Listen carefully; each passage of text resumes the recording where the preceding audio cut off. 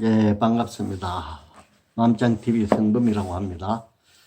이번 시간에는 전번 시간에 하다가 남은 구경 모아본 제17 남은 부분을 말씀드려 보겠습니다. 사실 구경은 이 끝강경계인데 예를 들어서 깨달음을 이룬 경계, 최고의 경계를 말하죠. 그리고 실제 모습, 있는 그대로의 경계를 말합니다. 그러면 왜 있는 그대로의 경계가 구경의 경계이냐 하면 중생들은 있는 그대로를 보지 못합니다. 왜 그러냐 하면 자기 생각으로 바라보기 때문에, 생각이 가미되기 때문에 모든 자기가 보는 모든 것이 자기 생각에 따라 변질되어 버리기 때문입니다. 하지만 망상이 없고 번뇌, 감정 등 이런 모든 마음을 항복받은 성인들은 조작을 하지 않습니다. 망상이 일어나지, 생각이 일어나지 않기 때문에. 그래서 그것을 구경의 경지라고 하고, 사실은 성인이나 중생이나 똑같은 세상에 삽니다. 하지만 보는 시각 따라 다르게 봐서 그렇지 다 구경의 세계, 완벽한 세계에 살고 있습니다. 하지만 중생은 번뇌망상 때문에 중생 세계에 살고, 부처님은 모든 번뇌를 조곡받았기 때문에 있는 그대로의 모습을 삽니다. 있는 그대로의 세계가 불세계, 불국토라고 말하면 되겠죠. 근데 그것은 다 무아이다 이거예요. 중생이 볼 때는 집착으로 보기 때문에 실제로 모든 것이 있는 것 같지만 부처님의 입장에서 볼 때는 있는 그대로 보기 때문에 실제로 있는 것이 아니다. 그래서 무아라고 했죠. 그러면 무아에는 인무아와 법무아가 있는데, 인무아는 내 자신, 즉 사람이 무아라는 말이죠. 사람이 아가 없다, 실체가 없다 이 말이죠. 근데 우리가 몸을 보면 끊임없이 변해버리잖아요. 한순간도 자기 모습을 유지하지 못합니다. 그래서 실제로 있는 것이 아닙니다. 그리고 우리가 끊임없이 변하면서도 또 과학적으로 분석을 해봐도 텅 빈 흑원과 같다. 예를 들어서 원자로 우리 몸이나 모든 물질이 이루어져 있습니다. 그 원자를 또 확대해서 보면 미립자나 아주 미세한 미립자만 남겠죠. 그 또 미립자를 또 확대해서 보면 거기에는 아무것도 보이지가 않는 것입니다. 그러면 최초의 원소는 관찰하는 사람의 마음 따라 다르게 나타나거든요. 그래서 마음이 바로 물질의 근본 요소다. 근데 마음은 어떤 모양도 없습니다. 무아입니다. 그리고 우리가 어떤 법무와는 나 이외에 다른 대상, 깨달을 법, 그리고 다른 세상도 다 법이죠. 일체 만법이 됩니다. 그리고 우리가 깨달음을 이루어야 하는 것도 진리로서의 불법이 되고 진여법이 되니까 그것들도 다 실체가 없다. 왜? 내 생각으로 조작해서 만들어진 법이기 때문에. 우리가 내가 깨달음에 대해서 설명을 하고 깨달음에 대해서 이야기하고 부처님에 대해서 이야기하지만 그것은 내 생각으로 판단 내린 부처님이고 진리의 세계이지 진실한 모습이 될 수 없다 이겁니다. 진실한 모습은 바로 분별 언어를 초월해서 존재하는 것이기 때문에 우리가 보는 모든 것은 전부 무아로 이루어져 있습니다. 근데 그 무아의 이치를 보는 분은 성인이고 무아의 이치를 못 보고 그것이 실제로 있다, 유하다 이렇게 보는 것이 중생이 될 것입니다. 그러면 전번 시간에 이 열애설 인신장대 적입이 대신 열애는 사람 몸이 장대하다고 말하는데 곧 큰 몸 아닌 것을 큰 몸이라고 이름한다 이렇게 말했습니다. 이 큰 몸을 바로 무아인 일체 진리에 비유를 한 것입니다. 그럼 진리의 세계는 아까도 말씀드렸지만은 모든 우주 만법이 우리 마음에 의해서 나타나기 때문에 본래 마음 자리를 말합니다. 이건 어떤 모양도 없습니다. 그래서 크다 이겁니다. 모양이 있으면 클 수가 없습니다. 왜? 모양은 상대적으로 비교해서 더 큰 것이 나타날 수 있고 더 작은 것이 나타날 수도 있습니다. 그러나 결국은 사라져버리는 것이기 때문에 큰 어떤 실체가 있는 것이 아닙니다.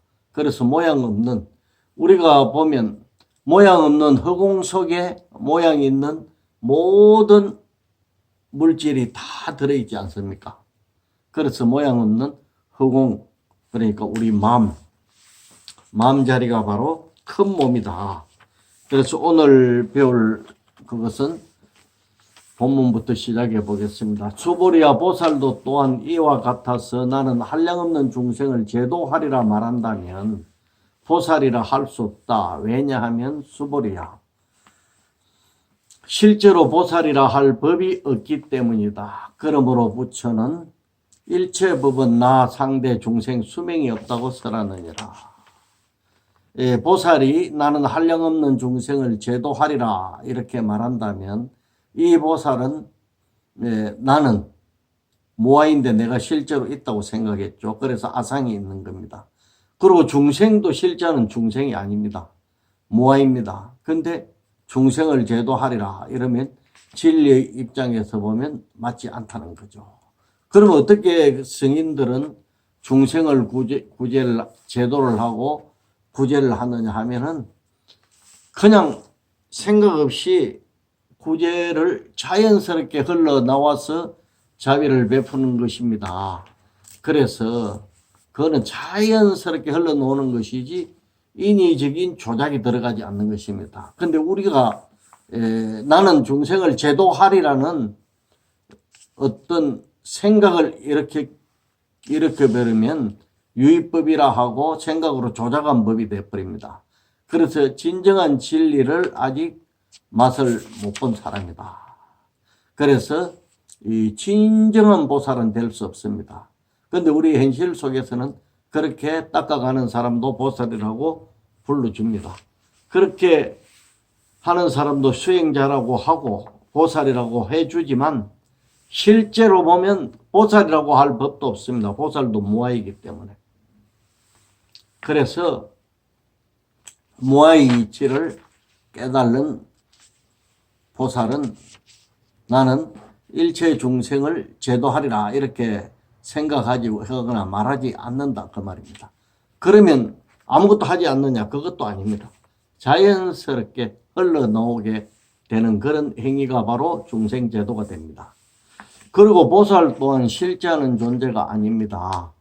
중생이 보리심을 바라면 보살이라 하고 보살이 깨달음을 완성하면 부처님이라고 하므로 모두 다 인연 따라 나타난 허상이며 실제로는 셋이 다르지 않기 때문입니다.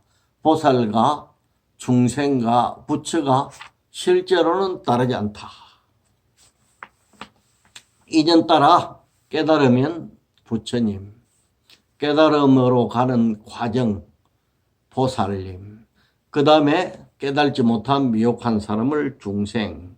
그러면 마음은 불성을 갖추고 있는 우리 반야지혜를 갖추고 있는 마음은 똑같지만 인연 따라서 깨달으면 부처라고 불러주고 또 과정에 있으면 보살이라 불러주고 미혹하면 중생이라고 부를 뿐 다 다르지 않습니다. 그래서 무아라고 합니다. 일체 법을 행상에 집착해서 보면 있는 듯 해도 끊임없이 변하면서 자기 모습을 유지하지 못하므로 사실은 실제하는 존재가 아닙니다. 이것을 가유, 임시적 존재, 인연 따라 나타난 존재죠. 항상 인연 따라 나타난 우리 몸이나 모든 물질은 인연이 다 되면 사라져버립니다. 그리고 그 과정에서도 0.00001초도 자기 모습을 유지를 못해요. 중생이 있다고 집착하기 때문에 똑같아 보이지만 눈 한 번 깜짝할 사이에 우리 몸도 변해 다른 몸이 돼 있다. 이렇게 봐야 됩니다. 자, 그러므로 부처님은 일체법은 나 상대 중생 수명, 즉 아상인상 중생상 수자상이 없다라고 설하십니다. 우리는 나라는 것이 있고 또 나와 상대되는 남이 있고 또 중생이라는 아직 깨달지 못하는 중생이라는 관념을 가지고 있고 또 얼마나 오래 사느냐 어떤 수명을 가지고 있다고 생각합니다. 그런데 무아이기 때문에 이 네 가지 사상도 실제로는 없는 것이다.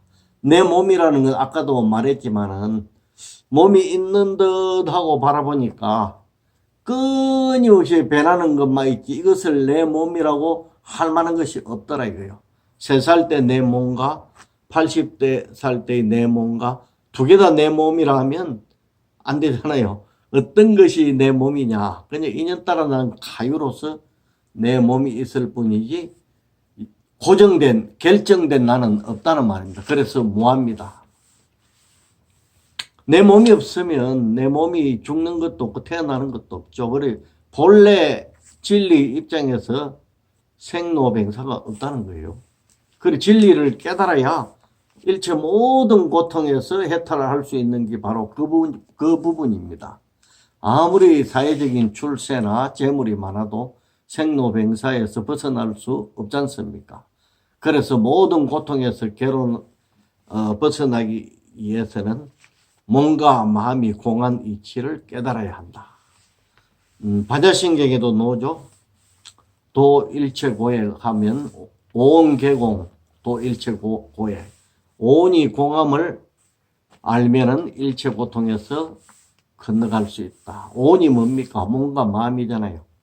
색, 수상, 행식. 색은 몸이고 수상, 행식은 마음이 될 것입니다. 이것들이 다 공하다 이거예요. 그 이치를 알면은 보면은 우리가 볼 수 있으면 바로 깨달음에 이르는데 일체 고통과 액난에서 다 건너가 버린다. 있는 그대로를 보는 것이 바로 고통에서 벗어나는 길이고 행복해지는 길이라는 그런 말씀입니다. 그래서 보살은 중생이 인연 따라 나타나 있으므로 이들을 구제해야 하지만 중생이 실제하는 중생이 아니기 때문에 구제했다는 집착도 없어야 진리의 이치에 부합할 수 있습니다. 이것이 있다 없다 즉 헛됨과 실됨, 실다움 이 두 개, 즉 유무에 집착 없는 중도에 입각한 삶이 됩니다. 바로 중도가 진리고 우리가 살아야 할 방편이죠. 그래서 하지만 열심히 하지만 했다는 생각과 집착이 없다는 거예요. 그래서 일체 중생을 구제하지만 한 중생도 구제한 적이 없다. 인연 따라 나타났기 때문에 구제를 합니다만 다 무아이기 때문에 실제로는 구제한 중생이 없다는 논리가 여기서 나오는 겁니다. 수보리야 보살이 나는 불국토를 장엄하리라 라고 말한다면 이는 보살이라 할 수 없다. 왜냐하면 열애가 말한 불국토의 장엄은 곧 함이 있는 장엄 아님을 장엄이라 하기 때문이다. 수보리야 보살이 무아의 법을 통달한다면 열애는 진정한 보살이라 부르느니라. 이 보는 사람 따라 잘생긴 사람, 즉 미인의 기준이 다릅니다. 그리고 시인이 보는 세상과 각자가 보는 세상도 또 다릅니다. 또 같은 여인이라도 아이가 보면 엄마가 되고 남편이 보면 부인이 되며 할머니가 보면 딸이 되는 것, 그것도 각자 인연 따라 나타난 위치가 다르고 또 마음이 다르기 때문에 그렇게 보이는 겁니다. 그렇다면 검은 보화로 장식을 해도 중생이 보면 사바세계가 되고 메마른 사막이라도 부처님이 보면 불국토가 될 것입니다. 중생은 온갖 행상에 집착하여 끝없이 추구하기 때문에 중생이라 하며 부처님은 모든 대상이 본래 공함을 알고 집착하지 않으므로 부처님이라고 합니다. 결코 다른 세상에 살아서 그런 것이 아니라 번뇌가 있느냐 없느냐 진실한 세계 진리를 깨달았느냐 못 깨달았느냐, 깨달으면 부처라 부르고 깨달지 못했으면 중생이라고 부른다, 이 말씀입니다. 그러므로 이 불국토는 청정한 마음으로 건립된 세계입니다. 이 보살이 말하길 내가 마땅히 불국토를 장엄하리라 이렇게 말한다면, 이 보살은 대상의 불국토를 장엄한다는 집착하여서 추구하고 있으므로 이는 혼탁한 마음이지 청정한 마음이 아닙니다. 그래서 이 보살은 불국토를 장엄하지 못하고 또 진정한 보살이라고 할 수도 없습니다. 부처님이 말씀하신 불국토의 장엄은 대상에 집착하여 하는 장엄이 아니라 청정한 마음으로 하는 장엄입니다. 이러한 장엄은 앞에서 설법하신 대상에 집착 없이 하는 보시와도 그 이치가 부합되고 있습니다. 대상에 집착 없는 마음은 청정한 마음이기 때문입니다. 마음이 청정하면 세계도 청정하다는 유마경의 말씀도 있죠. 여기서는 또 보살에 대한 설명으로 무아의 법을 통달한 이가 참된 보살이라고 하였습니다. 무아는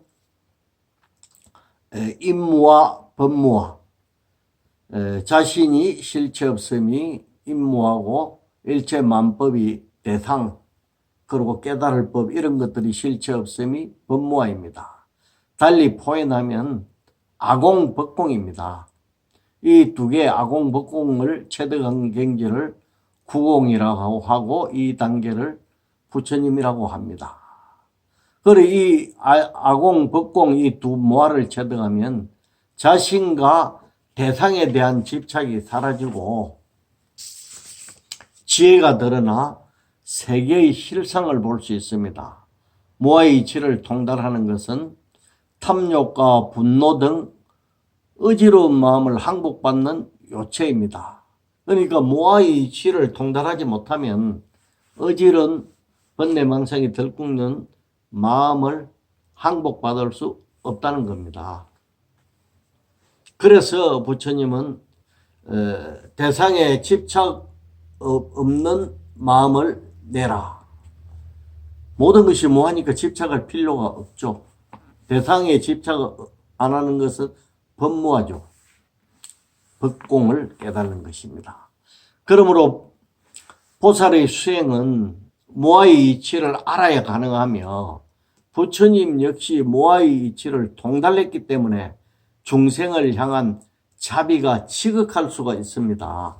만약 나는 나에 대한 집착이 있고 대상에 대한 집착이 있으면 지극한 사랑이 놓을 수 없죠.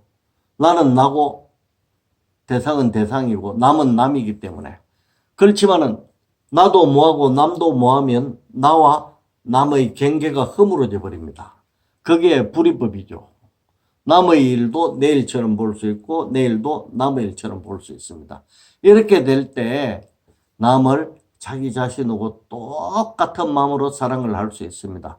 이것이 바로 자비가 되겠죠. 그러니까 집착 없는 사랑이 자비입니다. 집착 있는 사랑은 자비가 될 수가 없죠. 그죠? 그래서 이 구경무아본에서는 구경의 진리는 실체 없음, 무아임을 강조하는 것입니다. 무아가 무아의 이치를 터득하고 무아의 이치대로 세상을 보고 느껴야 깨달을 수 있기 때문입니다. 우리는 전부 깨닫기 위해서 수행을 하죠. 자, 오늘도 좋은 날 되시기 바라겠습니다. 내일은 추석입니다. 추석날 복 많이 받으시고 즐겁게 보내시길 바라겠습니다. 감사합니다.